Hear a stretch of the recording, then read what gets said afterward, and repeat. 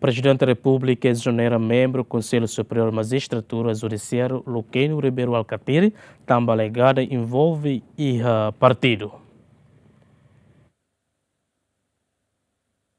E Loron Hiracliuba, Presidente da República, Ramos Horta, halo exoneração para Luqueno Ribeiro Alcatiri, no dar membro do Conselho Superior Magistratura, nomeia e atina Rua Ronura Senrua, o ex-presidente Francisco Guterres Lualo. E a sala multiusos sábado, Horta declara, exonera Luqueno Ribeiro Alcatiri, também a mostra partidarização e o sistema judiciário e a relar, bedadão Buras.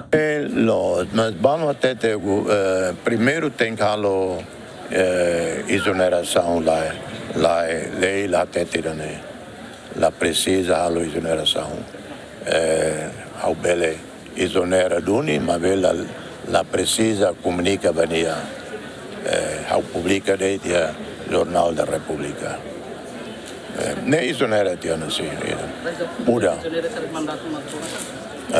Razão puramente exonera. Ao boca hadia a mostra partidarização e o sistema judiciário e é fato um todo ao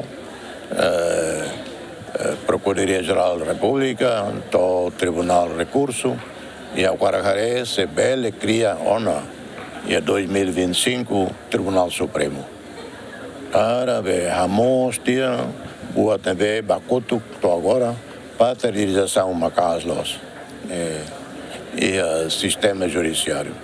E depois a Rona e a campanha eleitoral 2022-23, Mambochanan até te quedas.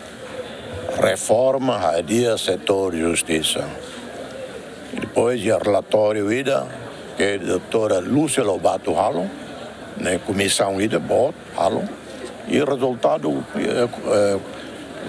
relatório até te buat bara que sala bot lo e setor justiça.